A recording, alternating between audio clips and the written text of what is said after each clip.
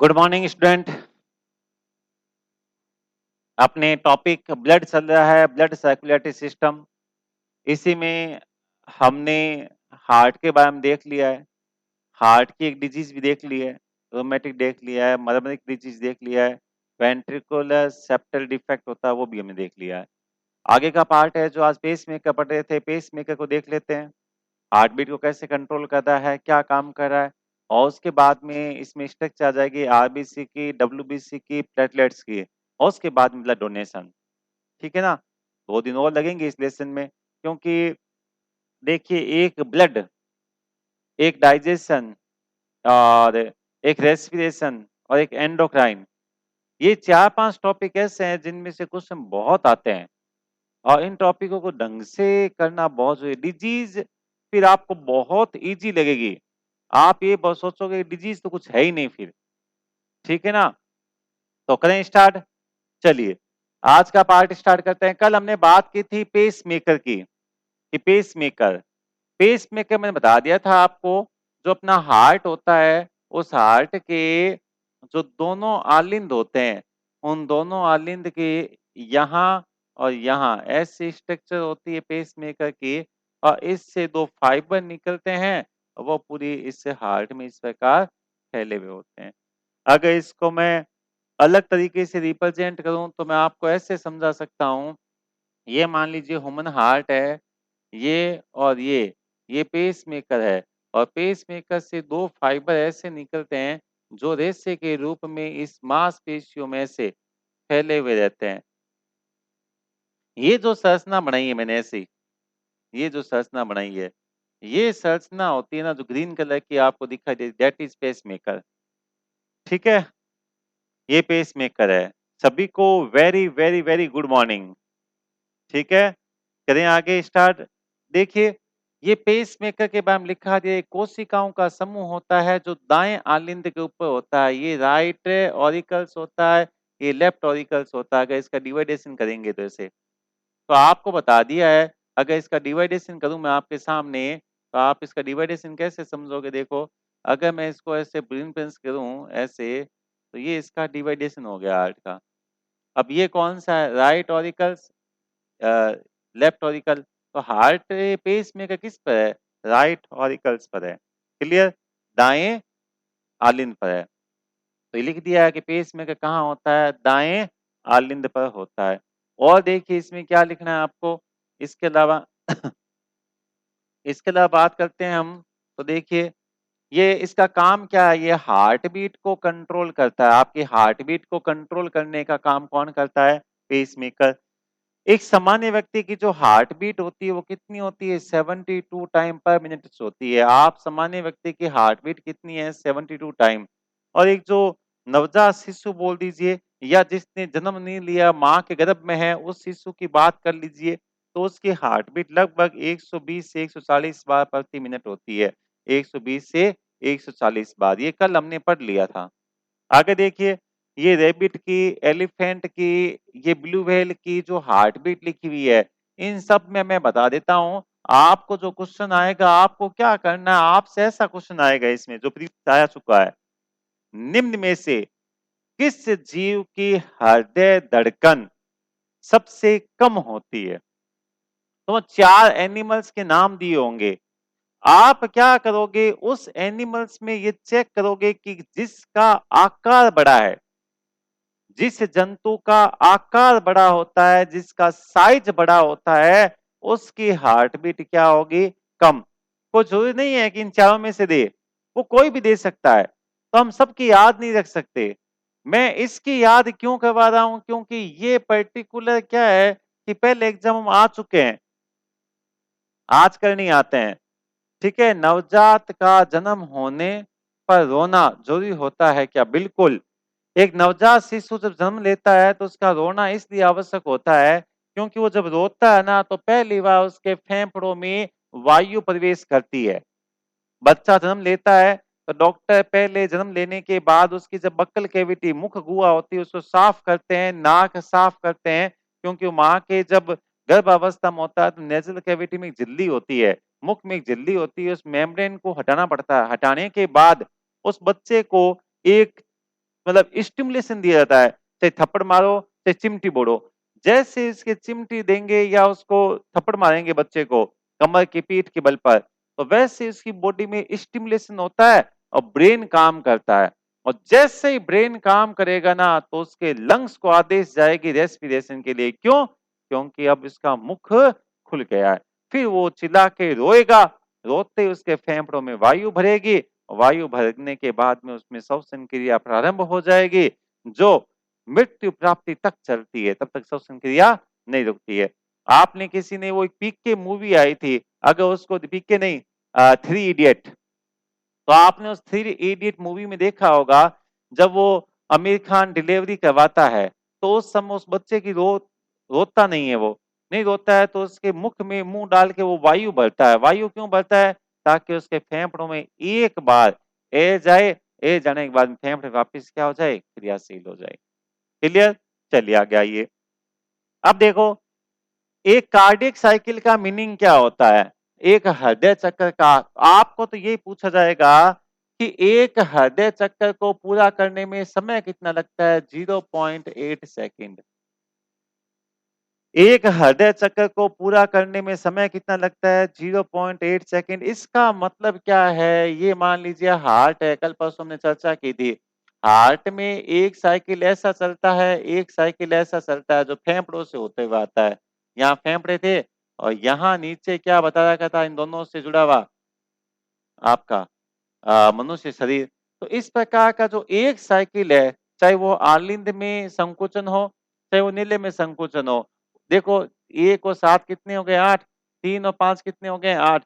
कुल मिला के समय कितना लगता है? 8 सेकंड। तो आपको ये तो पूछेगा नहीं वो कि आर्ट्रियम में कितना कौन से में लगता है। ये चीजें तो आपको नहीं पूछते हैं, क्योंकि ये रीट लेवल सेकंड में आ सकती है, सेकंड के टीचर्स में आती है।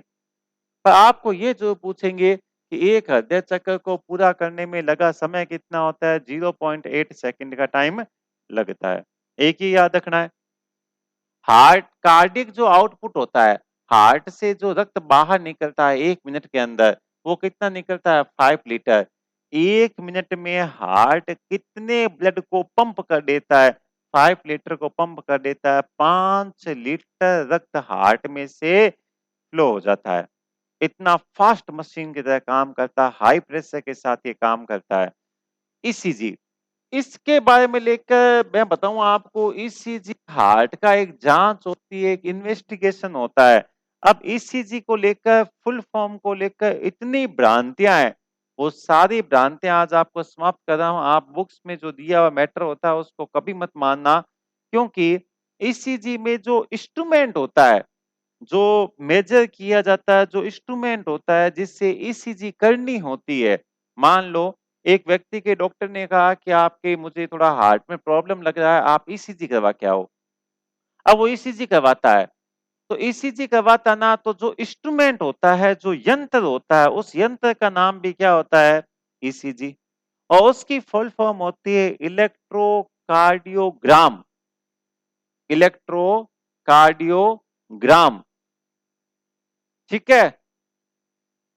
उस इंस्ट्रूमेंट का नाम क्या हो गया? इलेक्ट्रोकार्डियोग्राम। नहीं, ये इंस्ट्रूमेंट नहीं है, इसमें उल्टा कर दिया है। यहां जो आएगा ना, उसका नाम होता है ग्राफ। ये मैंने इसमें संशोधन नहीं किया, आपके नोट्सों में संशोधन कर दिया है, ठीक है ना, अच्छे से चेक कर लेना। तो यहां तो होगा ग्राफ। ये ग्राफ तो क्या होता है? यंत्र होता है। और रिजल्ट होता है ना, उस रिजल्ट को हम कहते हैं ग्राम। ये याद रखना आपको, याद रह जाएगा। इलेक्ट्रोकार्डियोग्राफ, ये तो उस इंस्ट्रूमेंट का नाम है जिससे हम ईसीजी करते हैं, ठीक है। और इलेक्ट्रोकार्डियोग्राम, वो एक रिपोर्ट देते हैं ना, ऐसे एक ऐसी रिपोर्ट देते हैं, आपको देखा होगा।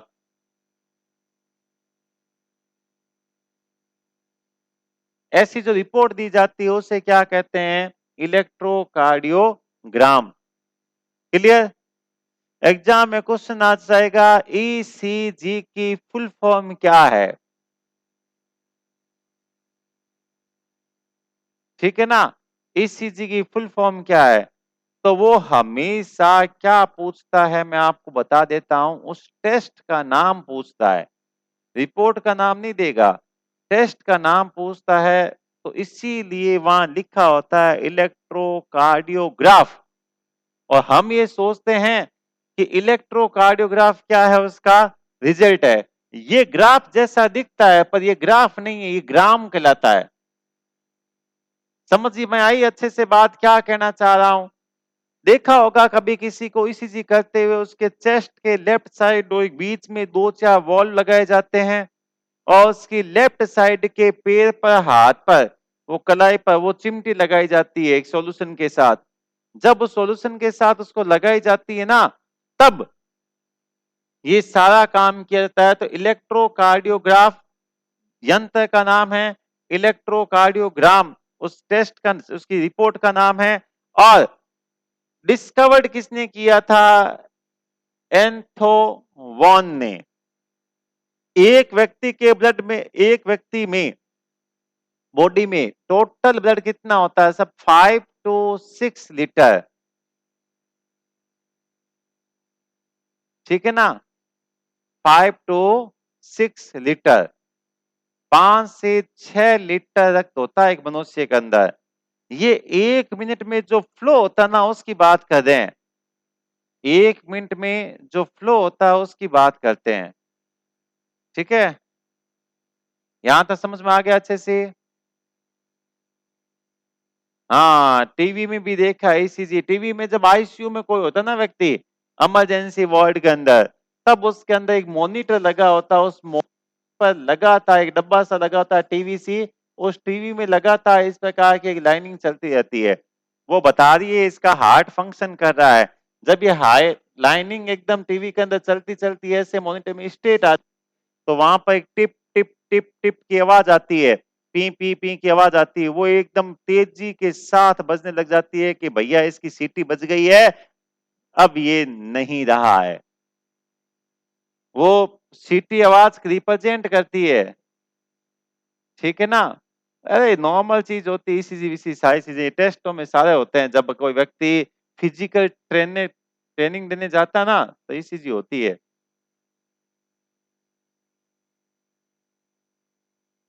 इसमें संग लेप गट जब होगा।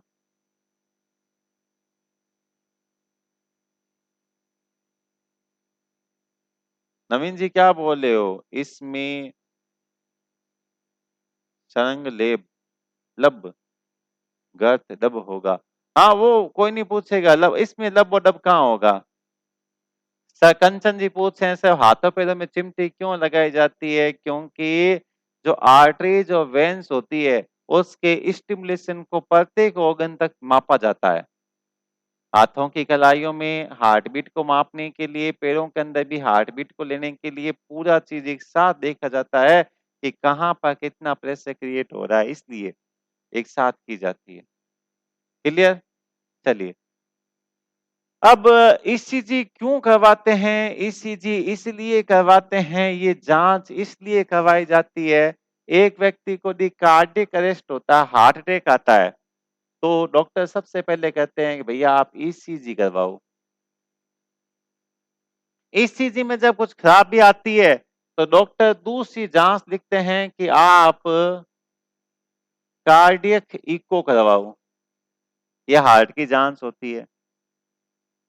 इसमें भी कोई दिक्कत आ जाती है, तो फिर वो कहते हैं कि साहब आप एंजियोग्राफी करवाओ, जिसमें यहां से नस काट के हार्ट के अंदर एक वायर भेजी जाती है, कैमरे के साथ फिर चेक किया जाता है। तो 3 जांचें होती है, ECG, cardiac echo and angiography. ये टेस्ट ऑफ हार्ट है, हृदय के परीक्षण है। एक और कई व्यक्ति ऐसे जाके बोलते हैं कि साहब मैं जब चलता हूं तो मेरे हार्ट में दर्द होता है, वरना कुछ नहीं होता है। तो उसका एक जांच करते हैं, टीएमटी। एक जांच होती है जिसका नाम होता है टीएमटी, इसकी फुल फॉर्म होती है ट्रेड मील टेस्ट, टीएमटी। ये रनिंग करवाते हुए, उसको भगाते हुए उसके हार्ट की ईसीजी की जाती है, उसे टीएमटी कहते हैं। सामान्य नहीं करते हैं, पर कई लोगों का करना पड़ता है। क्लियर? इतनी जांचें हैं।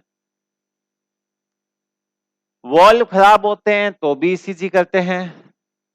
हृदय में पेरिकार्डिटिस होता है, हृदय में सूजन आती है, जिससे आपने रूमेटिक मर्मरिक डिजीज कहा था, तो भी उसकी ईसीजी करेंगे। और कार्डियोमेगेली हो जाता है, किसके हृदय का आकार बढ़ जाता है।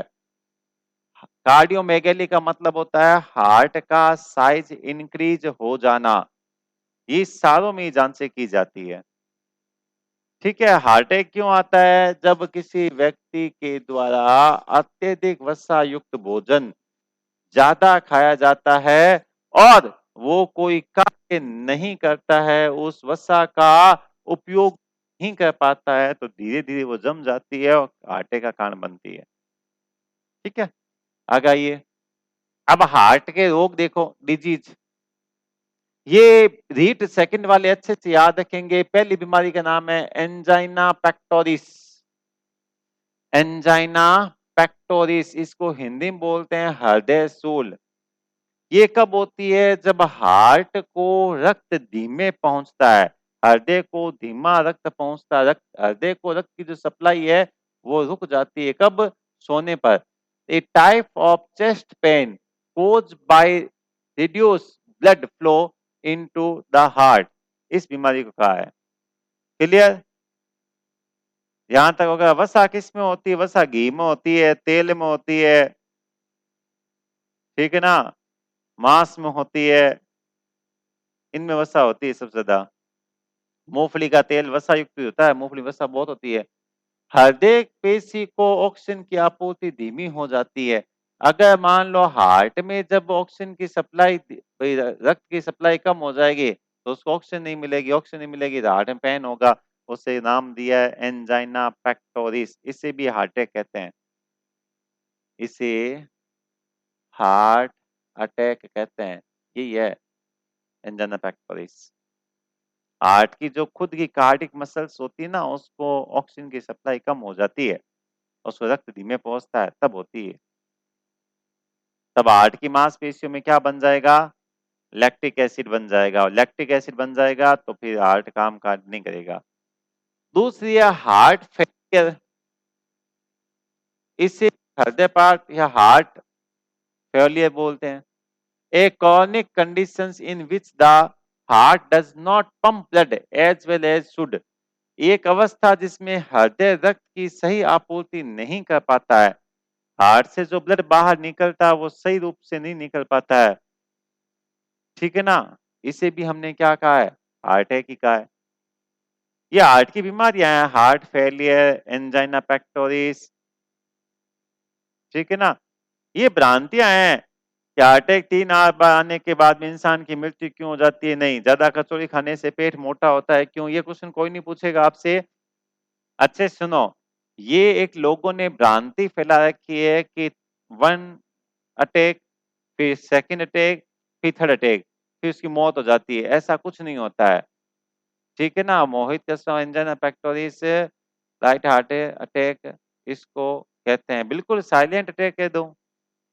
देखो, साइलेंट अटैक उसको कहा जाता है कि जिसके डायबिटीज होती है और उसके हार्ट का जो स्टिमुलेशन है ना, पेन, वो उसके ब्रेन तक पहुंचता नहीं है, उसको दर्द का अनुभव नहीं होता है। और डायबिटीज वाले को दर्द का अनुभव नहीं होता है, इसीलिए उसे साइलेंट अटैक कहा जाता है। ठीक है, तो डिजीज है हार्ट की। और देखिए इसके बाद में एक होता है हार्ट अटैक, जिसको हमने नाम दिया है मायोकार्डियल इन्फेक्शन। ये भी एक बीमारी है, इसको भी हार्ट अटैक ही कहते हैं। ये अलग नाम दिए हुए डॉक्टर के, है तो सारी अटैक ही, नाम अलग दे रखे हैं इसको।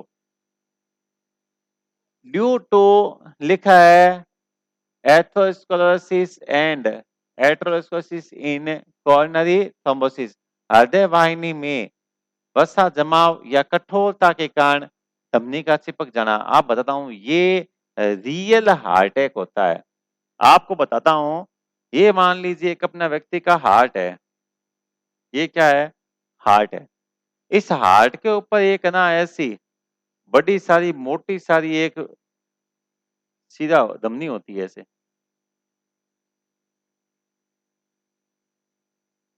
ठीक है? इस प्रकार से एक धमनी होती है। ये धमनी है, ये आर्टरी है और इस आर्टरी का नाम होता है सही रूप में कोरोनरी आर्टरी।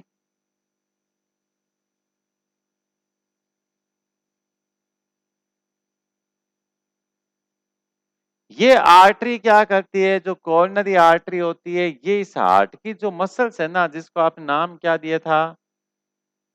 कार्डियक मसल्स, इसको रक्त की सप्लाई करती है। हाँ, कोरोनरी आर्टरी होती है, ये इसको क्या करती है? रक्त की सप्लाई करती है। अब जो वसा युक्त ज्यादा भोजन खाता है, तो यहाँ पर धीमे धीमे जो ये बता रखा ना, यहाँ इसके अंदर यहाँ ऐसे ऐसे कोलेस्ट्रॉल जमने लग जाएगा ऐसे, इसमें वसा का जमाव हो जाएगा। वसा का जमाव हो जाएगा तो ये बीच का रास्ता क्या हो जाएगा? बंद हो जाएगा। बंद हो जाएगा, यहाँ की जो आलिंद की या नीले की जो मसल्स है, इसको ऑक्सीजन की सप्लाई क्या हो जाएगी? कम। ऑक्सीजन की सप्लाई कम हो जाएगी तो यहाँ अवायवीय श्वसन होगा, एन एरोबिक रेस्पिरेशन होगा। एन एरोबिक रेस्पिरेशन होगा तो यहाँ प्रोडक्ट बन जाएगा लैक्टिक एसिड, और लैक्टिक एसिड बनते ये कार्य करना बंद कर देगा। इस कंडीशन में हार्ट अटैक आएगा। या धमनियां चिपक जाती है, चिपक ही जाएगी, जब वसा ज्यादा होगी तो आपस में क्या हो जाएगी? चिपक जाएगी। या इसमें कठोरता आ जाती है, हार्डनेस आ जाती है वसा के जमाव के कारण। ये सारी कंडीशन जो कोरोनरी आर्टरी होती है उसके कारण होती है, उसे हमने नाम दिया है हार्ट अटैक। तो ये सारी हार्ट अटैक की है।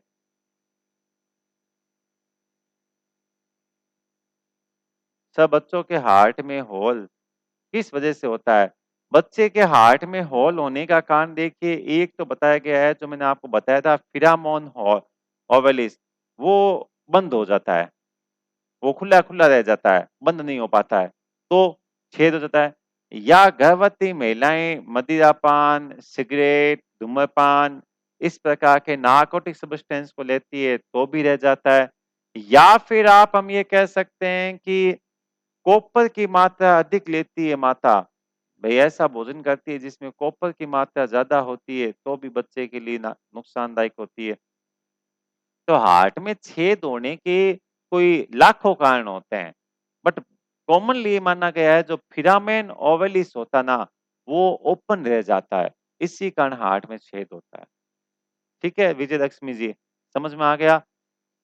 सर, छल्ले कहाँ डाले जाते हैं? छल्ले रिंग को बोलते हैं। मान लो ये यहाँ से ब्लॉक हो गए ना, तो डॉक्टर क्या करते हैं, यहाँ इसके बीच में एक रबड़ की पाइप डाली जाती है, एंजियोग्राफी से पाइप डाल के जैसे उसको छोड़ते हैं ना, तो वो क्या हो जाती है? ओपन हो जाती है ऐसे। ये लास्ट में मैं आपको इस वीडियो जब समाप्त होगा ना, तो मैं 2-4 वीडियो दिखाऊंगा, जिसमें मैं बोलता रहूंगा और मैं आपको बताऊंगा कि भाई छल्ला कैसे डालते हैं, हार्ट कैसे फंक्शन करता है, एक लाइव वीडियो दिखा दूंगा मैं आपको। ठीक है? क्लियर? चलिए, क्वार्टर की मात्रा किस भोजन में अधिक होती है? क्वार्टर क्या होता है? आगे बढ़ेंगे। हीमोफीलिया रक्त का थक्का न बनना एक बीमारी होती है, वो बाद में बीमारियों में पढ़ेंगे। चलिए, अब देखिए लास्ट इसमें देखिए एक और था, हार्ट ब्लॉक। हार्ट ब्लॉक कहते ना, कार्डियक अरेस्ट हो गया, हार्ट ब्लॉक हो गया। हार्ट ब्लॉक क्या होता है? जब sino auricle node does not function regular due to any disease, किसी बीमारी के कारण यदि ऐसे नोड किसे कहते हो? पेस मेकर को कहते हो। यदि पेस मेकर कार्य करना बंद कर दे, पेस मेकर कार्य करना बंद कर दे, तो रोग कौन सा होता है? Heart block. कई बार लोग कहते हैं कि इसका हार्ट ब्लॉक हो गया है, इसको कार्डियक अरेस्ट हो गया है, इसका मतलब उसके पेस मेकर ने कार्य करना बंद कर दिया है। कॉपर की मात्रा किस में अधिक होती है? बर्तनों में होती है। अपने बर्तन जो तांबे के बर्तन है उसमें भोजन खाते हैं ना, उसी के साथ कॉपर जाता है। वैसे सभी भोज्य पदार्थों में सूक्ष्म मात्रा में खनिज के साथ कॉपर अपनी बॉडी में जाता है मिनरल्स के रूप में। ठीक है, कॉपर आवश्यक भी तो है शरीर के लिए।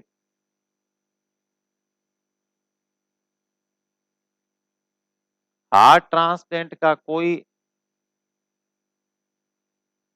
तो समय नहीं, नहीं, हार्ट ट्रांसप्लांट कैसे करते हैं अभी बताऊंगा मैं आपको, आगे आएगा। अलग चीज है हार्ट ट्रांसप्लांट करना, वो बीमारियों के अंदर करते हैं, ऐसे पेसमेकर भी करते हैं। ठीक है ना। अब देखो ये दो बीमारियां, रूमेटिक मैंने बता दी थी आपको, हृदय में सूजन आती है, ठीक है, और heart wall do not function regularly, हृदय के कपाट सही तरीके से कार्य नहीं करते हैं। और एक होती है ट्रोकीकार्डिया, इसमें हार्ट बीट 100 से ऊपर रहती है। एक होती है ब्रेडिकार्डिया, इसमें हार्ट बीट 60 से कम हो जाती है, ये भी दोनों डिजीज है। इसको ट्रोकीकार्डिया, एक होती है ब्रेडी कार्डिया बोल दो या कोर्डिया बोल दो, कार्डिया बोल दो, ये बीमारी का नाम होते हैं। ब्रेडिकार्डिया, ट्रोकीकार्डिया, हार्ट बीट 100 से ऊपर है तो 100 से नीचे है तो। राकेश कुमार जी, इतना अच्छे से समझा के पढ़ा रहा हूँ, सब काम आपको ढंग से करवा रहा हूँ, सर बायोलॉजी कितने दिनों में करवा दोगे? आपको क्या करना है, आपको अच्छे से पढ़ना है ना। अगर आपको इतना अच्छे से दे रहा हूँ, आपको अच्छे से समझ में आ रहा है तो साथ साथ याद हो जाएगा यार, क्या हो जाएगा, 1 महीना लग जाएगा तो इसको। मैं अभी स्पीड लेके फटाफट आपको ये बायोलॉजी पढ़ा तो दूंगा, फिर आपको ये समझ में नहीं आएगी, फिर क्या फायदा होगा इसका। लाइफ में ये एक ऐसा पार्ट है बायोलॉजी का जो आपके जीवन में हर मोड़ पर आपका साथ देगा। मैं कहता हूं आपकी एवरी रिपोर्ट, आप एवरी कंडीशंस के अंदर आप उस चीज को अच्छे से समझ पाओगे। आप अपने परिवार में ये चीज बता पाओगे, आप ये जान पाओगे कि मेरे लिए क्या खाना चाहिए, नहीं खाना चाहिए, किस डिजीज को अच्छे से समझ पाओगे। अगर आप जल्दबाजी का कहोगे मैं तो करवा दूंगा। एक टीचर अपने फ्लो में जब चलता है, ठीक है, टीचर जब अपने फ्लो में चलता है, आप ऐसी गुज्जबाजी बीच में करते हो ना, गुज्जी बेगो सो करवा दो, कद्दे करवा सो, तो फिर ये हो जाता है, समझ लेना कि सिलेबस का कोई महत्व नहीं रहता है। ठीक है ना। मेरा उद्देश्य ये है कि खाली पढ़ना नहीं है बायोलॉजी को। बायोलॉजी मेरे से पढ़ने का मतलब आपका ये है कि आप अपने जीवन में इस बायोलॉजी को इस प्रकार उपयोग लो ताकि फ्यूचर में आपके सामने इसको कभी भी कोई समस्या नहीं आए।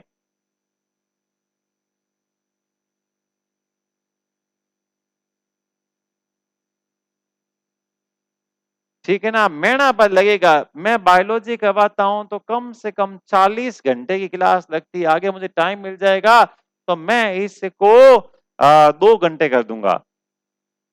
अच्छे से पढ़ो।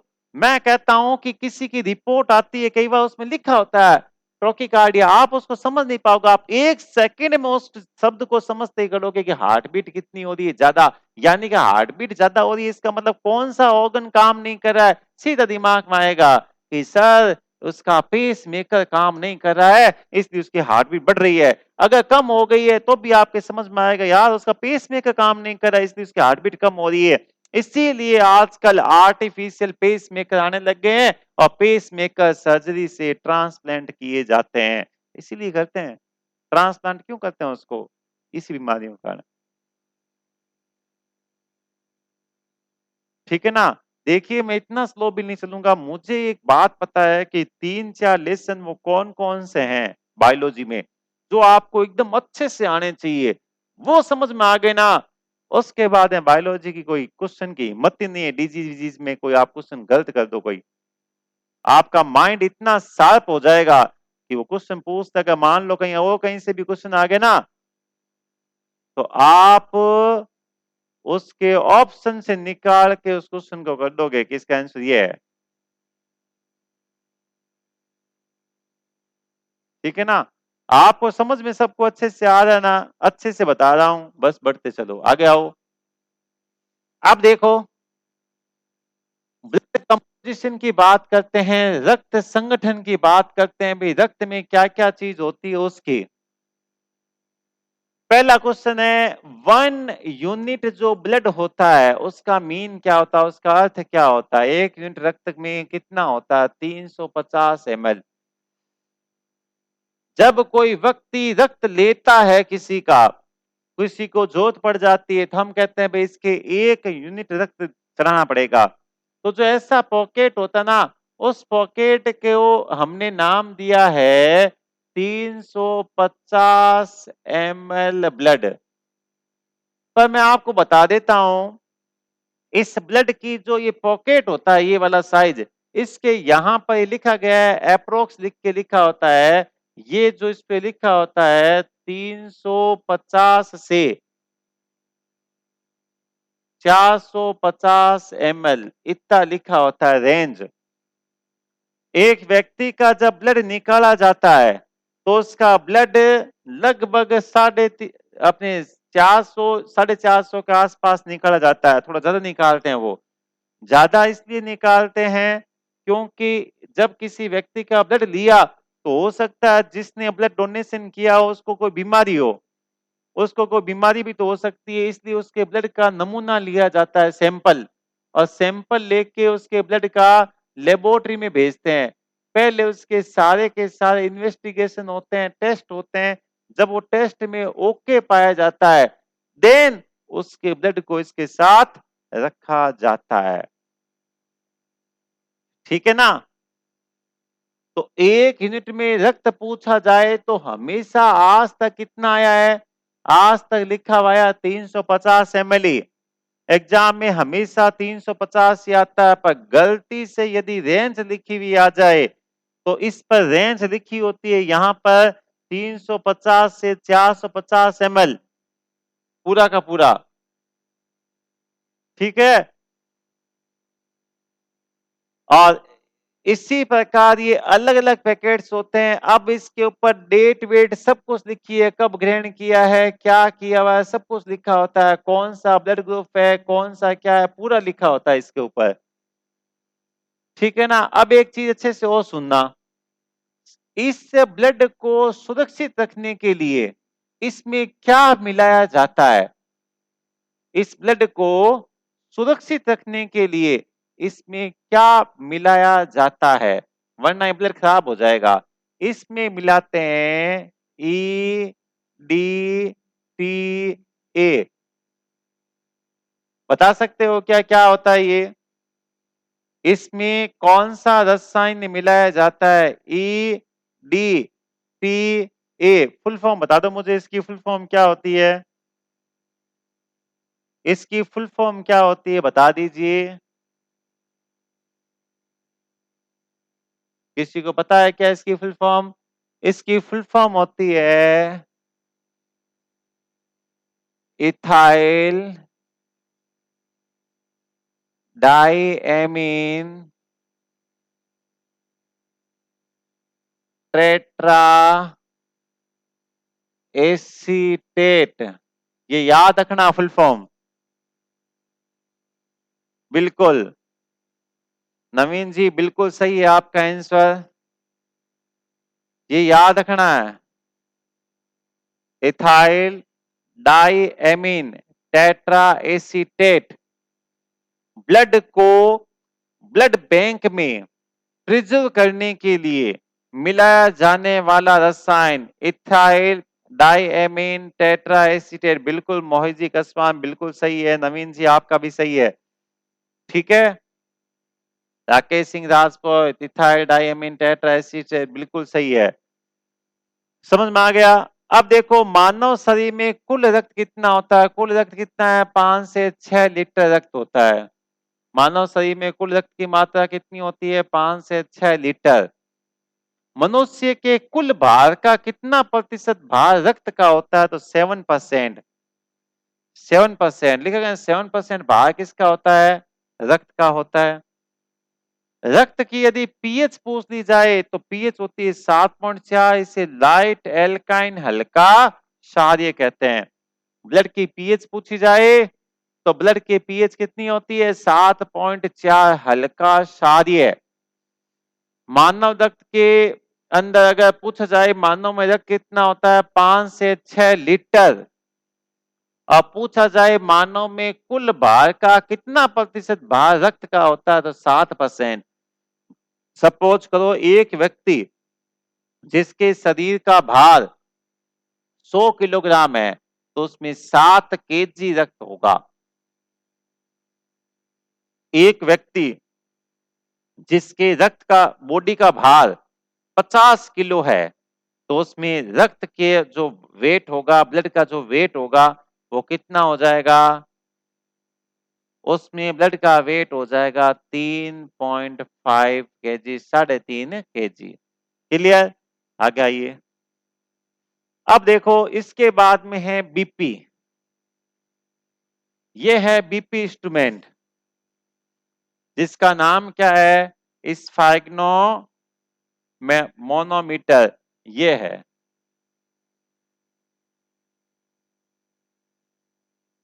कोई फर्क नहीं पड़ता है, अच्छी डाइट होती है तो ब्लड आप कितना भी हर 3 महीने से डोनेट कर सकते हो। अच्छी डाइट होनी चाहिए, 3 3 महीने से ब्लड डोनेट करो, कोई फर्क नहीं करता है। ब्लड डोनेट करना चाहिए, करते हैं तो नया ब्लड जल्दी से बनता है, उसकी बोन में ज्यादा फंक्शन करती है। ठीक है ना? ब्लड डोनेशन हमेशा करना चाहिए। जो व्यक्ति ब्लड डोनेट करता है उसके अंदर नई आरबीसी का फॉर्मेशन होता है, नई आरबीसी का फॉर्मेशन, नई डब्ल्यूबीसी का फॉर्मेशन, तो पावरफुल ज्यादा होता है वो। ठीक है ना? अब आपके सामने एक इंस्ट्रूमेंट लिखा है, देखिए सामान्य व्यक्ति का रक्तदाब कितना है? 120/80। याद यही रखना है, 120/80। इसको गलती से 80/120 कर दिया तो खोटा हो जाएगा, गलत हो जाएगा। क्लियर? इसमें जो ऊपर लिखा गया है 120, उसे कहते हैं सिस्टोलिक या सिस्ट्रोलिक ब्लड प्रेशर, और जो नीचे लिखा जाता है उसे कहते हैं डायस्टोलिक। तो सिस्टोलिक और डायस्टोलिक आपको याद नहीं करना है। सिस्टोलिक 120 होता है, डायस्टोलिक 80 होता है, ये याद नहीं करना है। बीपी इंस्ट्रूमेंट का नाम क्या होता है? स्फेग्नोमोनोमीटर। ठीक है?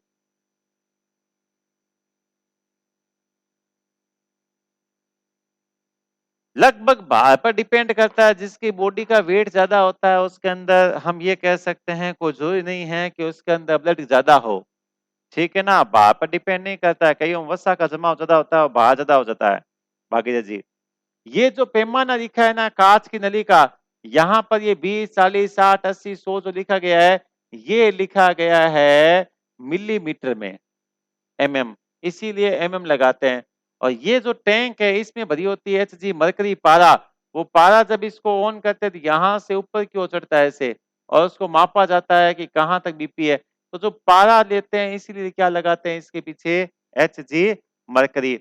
इस इंस्ट्रूमेंट का नाम क्या है? इसका नाम है स्फेग्नोमोनोमीटर। ये जो कपड़ा सा बना हुआ है ये क्या करता है? एक व्यक्ति है, उसकी व्यक्ति की जो लेफ्ट साइड की आर्म होती है उस पर ऐसे बांध देते हैं। ये व्यक्ति है, उसकी लेफ्ट आर्म है। बायां जो हाथ होता है उसके, क्योंकि बाई साइड हार्ट होता है, उसी से लिया जाता है हमेशा सही मायने में। और यहाँ एक बहुत बड़ी सी ऐसी धमनी आती है, उस धमनी का यहाँ लेते हैं बीपी मापने के लिए। और उस धमनी का नाम क्या होता है पता है क्या? स्टेथोस्कोप से क्या मापते हैं? हार्ट बीट लेते हैं उससे तो।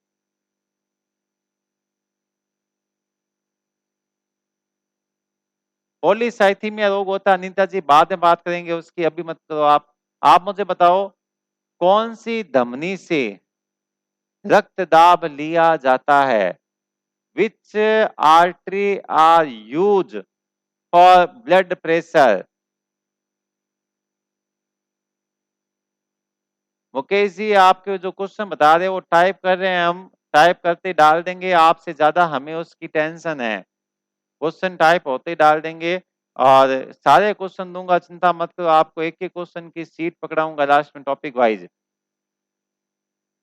बिल्कुल ज्ञानवती जी आपने सही आंसर दिया है। ये जो यहाँ हार्ट की, अपने हाथ की बात करें, हाथ के अंदर क्या होता है? इस प्रकार का मान लो अपना हैंड है, ये अपना हाथ है। इस हाथ में क्या होता है? देखो सुनो, अच्छे समझो। एक हड्डी तो ऐसी होती है यहाँ पर, और यहाँ पर क्या होती है? हड्डियां ऐसे दो हो जाती है ऐसे, ये आगे कलाई आ जाएगी, इसके बीच में से ऐसी हो जाती है, ये खोखली सी संरचना, और ऐसी हड्डी होती है। तो एक हड्डी तो ये हो गई जो बना रहा हूं, तो बीच में से ऐसे खोखली सी होती है, एक हड्डी तो ऐसी हो जाएगी ये। एक हड्डी यहाँ ऐसी हो जाएगी और एक हड्डी वहां हो गई है, ये बात।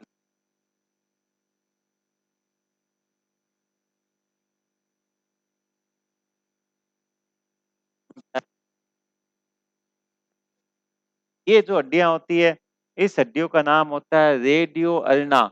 यहाँ लिख देता हूँ रेडियो, यहाँ लिख देता हूँ देखो, अल्ना, ULNA, रेडियो अल्ना। अब क्या होता है देखिए, जो अपना हाथ होता है ना, इस हाथ में एक विशेष प्रकार की धमनी होती है। यहाँ से एक आती है धमनी मोटी सी, वो धमनी ऐसे चलते चलते यहाँ से दो भागों में ऐसे बंट जाती है, इसके ऊपर ऐसे। ये जो धमनी होती है, इस धमनी का नाम होता है ब्रोंकियल धमनी।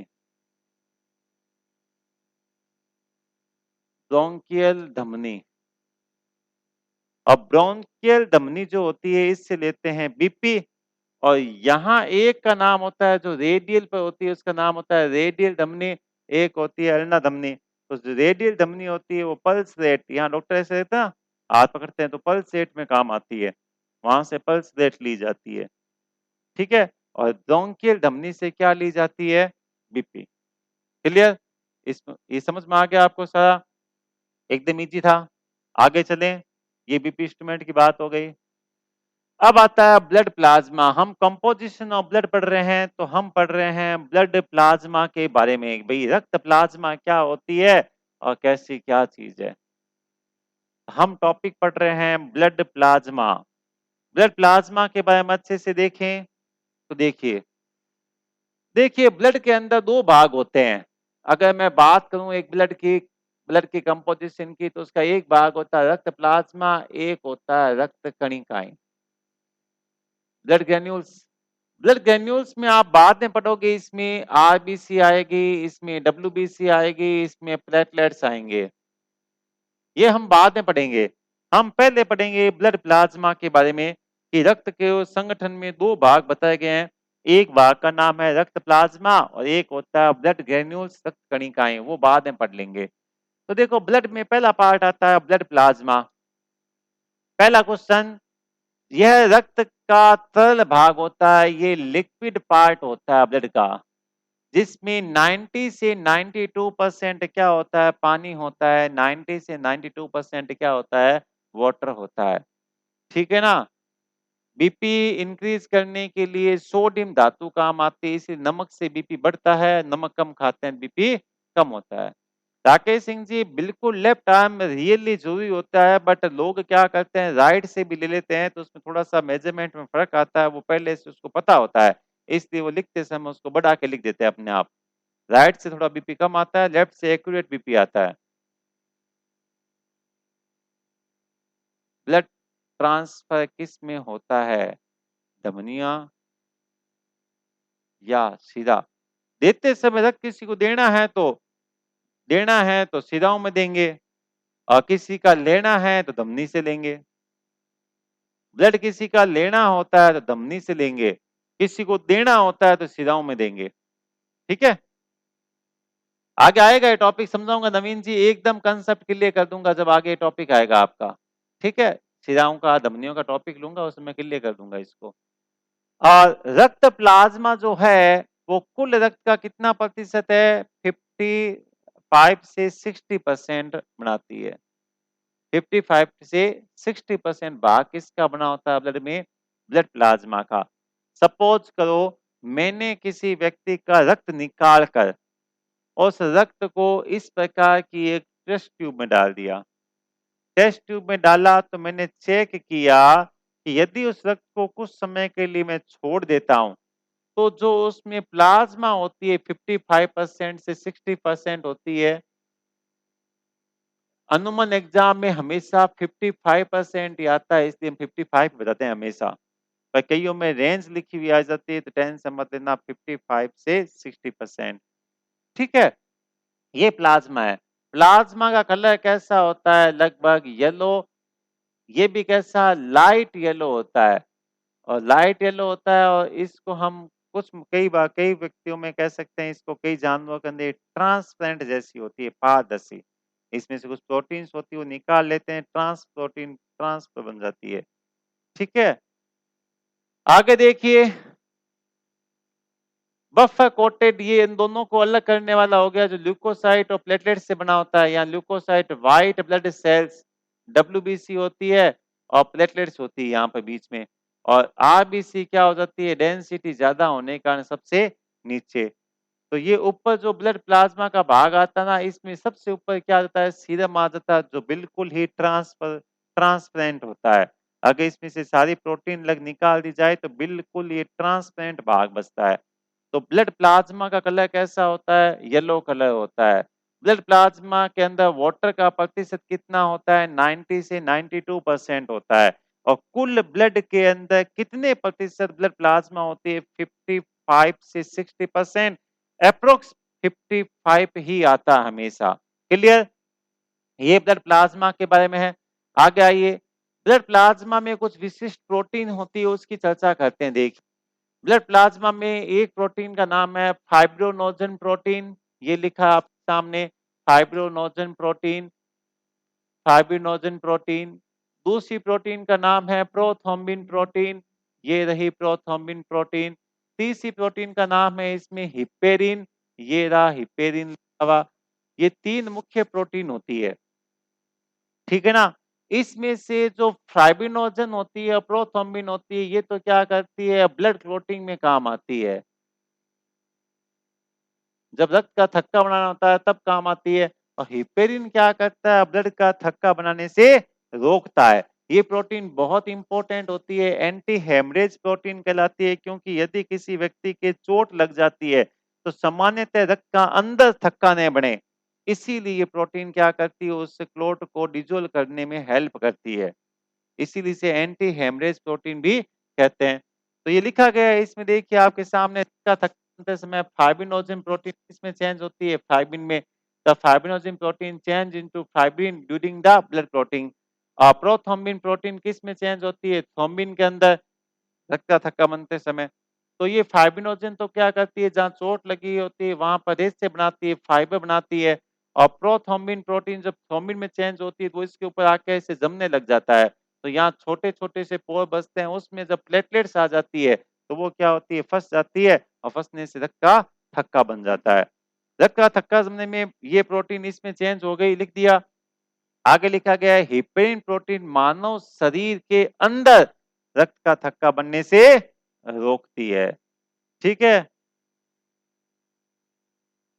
सर, मच्छर के डंक में भी हिपेरिन होती है? नहीं नहीं नहीं, मच्छर के अंदर अलग एंजाइम्स होते हैं जो क्या करते हैं, ब्लड, आप ये कह सकते हो कि अपने ब्लड को क्या करते हैं, वहां डाइल्यूट करने में काम आते हैं। ये हिपेरिन नहीं होती उसमें। क्लियर, आगे आइए, ये सारा पार्ट हो गया। अब छोटा सा इसमें और बता देता हूं मैं आपको। ये जो बात लिखी है, रक्त का थक्का बनने को लेकर अलग प्रकार के क्वेश्चन आए हैं। पहला क्वेश्चन आएगा कि रक्त को थक्का बनाने में कौन सी प्रोटीन सहायक होती है, which protein help for blood clotting. Then उस प्रोटीन का नाम क्या लिखोगे आप, फाइब्रिनोजन और प्रोथ्रोम्बिन, उस प्रोटीन का नाम। आपसे पूछा जाए ब्लड क्लॉटिंग करने में कौन सा तत्व काम आता है, which elements are use for blood clotting, then आप ऑप्शन डालोगे कैल्शियम। रक्त का थक्का बनाने में अगर एलिमेंट पूछा जाता है तो हमेशा कैल्शियम काम आता है। रक्त का थक्का बनाने में अगर तत्व पूछा जाए, धातु पूछा जाए, तो हम क्या कहेंगे, कैल्शियम। और यदि ऐसा पूछ जाए कि रक्त का थक्का बनाने में कौन सी कोशिकाएं काम आती है, which cells are use for blood clotting, then option में क्या डालोगे, प्लेटलेट्स, बिंबाणु, ठीक है ना, जिसको आप नाम दिया है थ्रोम्बोसाइट। और यदि आपसे पूछा जाए रक्त का थक्का बनाने में कौन सा विटामिन काम आता है, तो विटामिन कौन सा आता है, विटामिन के आता है। तो वो ऑप्शन जो देगा ना, क्या पूछ रहा है उसके अनुसार जवाब देना है। ठीक है, चलिए, तो यहां तक का हो गया है। अब अपने इस टॉपिक में बचा है एक तो ब्लड जो ग्रेन्यूल्स है वो